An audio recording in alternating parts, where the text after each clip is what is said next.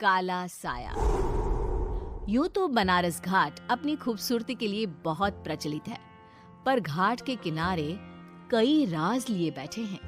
ये कहानी शुरू होती है बनारस के घाट के पास बने ममता निवास से, जहां प्रिया लाल जोड़े में ममता के घर उसकी बहू बनकर आती है। आओ आओ बहू, घर को अपने पैरों से पवित्र करो। ममता घर की दहलीज पार कर ही रही होती है कि अचानक एक बहुत गंदी सी बास पूरे घर में फैल जाती है।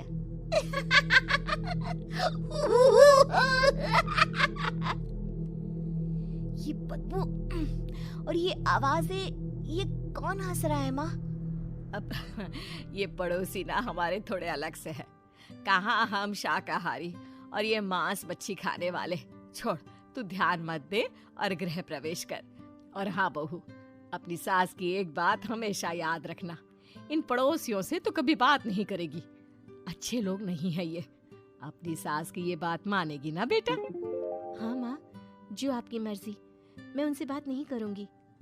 अगले दिन प्रिया अपनी पहली रसोई बनाने रसोई घर में जाती है।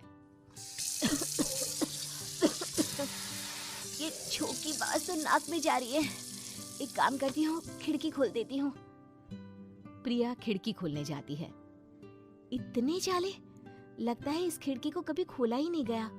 पर ऐसा क्यों? ओह, नॉन वेज की स्मेल आती होगी ना। 2 मिनट के लिए खोल लेती हूँ, फिर बंद कर दूंगी। प्रिया खिड़की खोलती है। खिड़की खोलते ही उसकी नजर सामने वाले घर की खिड़की पर पड़ती है, जहाँ एक लड़की खड़ी होती है, हाथों में मेहंदी, लाल रंग की साड़ी, बिल्कुल सजी धजी, मानो प्रिया की तरह ही वो भी नई नवेली बहू हो। वो प्रिया को देखकर मुस्कुराती है। हे भगवान, माँ ने तो इनसे बात करने को मना किया था। प्रिया फौरन ही खिड़की बंद कर देती है और तवे पर चढ़े रोटी की ओर देखने लगती है, पर वहाँ रोटी न होकर मछली पड़ी होती है। ये क्या? पहली ही रसोई में इतनी बड़ी गलती। हे भगवान, अब मैं क्या करूं? प्रिया बहुत डर जाती है और फौरन रसोई की सफाई करने और फिर सभी के लिए खाना बनाने लग जाती है। जब वो सबको खाना परोसती है, सब तो ठीक है, मैं बेकार में चिंता कर रही थी। हे भगवान, ऐसे ही बस अपनी कृपा बनाए रखना। रात के वक्त जब सब सो रहे होते हैं, तब प्रिया को पायल की आवाज सुनाई देती है, जिससे उसकी आंख खुल जाती है। ये पायल की आवाज कहाँ से आ रही है? प्रिया उठकर उस आवाज के पीछे छत की सीढ़ियों तक जाती है। तभी उसे बच्चे के रोने की आवाज आती है। प्रिया छत पर जाती है तो क्या देखती है? वही लाल साड़ी वाली लड़की अपनी गोद में एक नवजात बच्चे को घुमा घुमा कर सुला रही है। तभी प्रिया की नजर उसके पेट पर पड़ती है। ओह गॉड, ये तो प्रेग्नेंट भी है। सुनिए, बच्चा सो नहीं रहा है क्या? मैं कुछ मदद करूं? नहीं नहीं, आपके घर वालों को अच्छा नहीं लगेगा, मैं संभाल लूंगी। स्नेहा की गोद से बच्चा हाथ मारकर प्रिया की गोद में आने को छटपटाने लगता है। दोनों घर अगल बगल में बने होने के कारण प्रिया उस बच्चे को गोद में ले लेती है। प्रिया के पास आते ही वो सो जाता है। बच्चे का वो स्पर्श रात भर प्रिया भूल नहीं पाती और अगली सुबह वो छत पर कपड़े सुखा रही होती है। तभी उसे एक औरत इशारा करके बुलाती है। स्नेहा कह रही थी बाबू तुम्हारी गोद में आते ही सो गया। मैं गौरी, स्नेहा की माँ हूँ। बहू, घर आना, बाबू को खिला भी लेना। शाम को जब घर पर कोई नहीं रहता, बच्चे से मिलने के लिए प्रिया छिपकर अपनी पड़ोसन के घर चली जाती है और कुछ देर बच्चे को खिलाकर वापस लौट आती है। इसके कुछ दिन बाद ही प्रिया को पता चलता है कि वो माँ बनने वाली है। ममता की खुशी का ठिकाना नहीं रहता।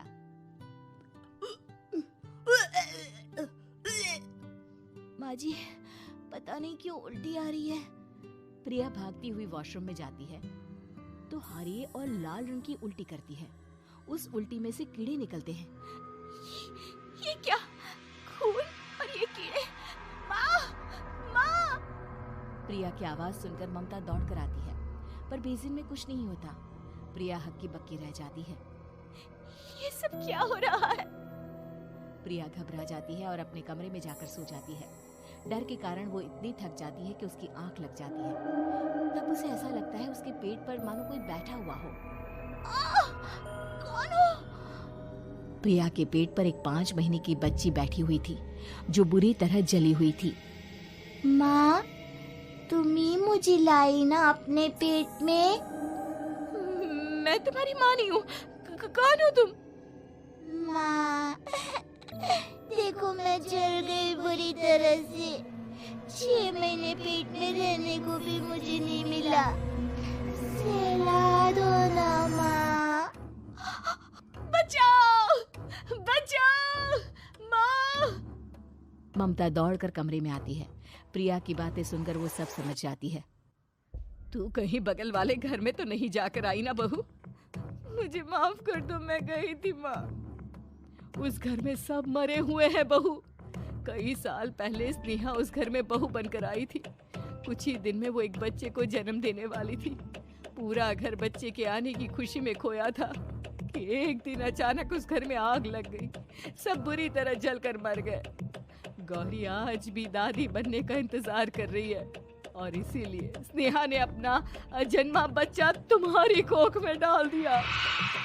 ममता ये कह रही होती है कि पीछे से उसके पैरों को एक बच्चा पकड़ लेता है। दादी, दादी।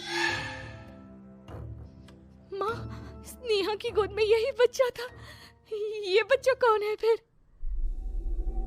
तेरी मौत है।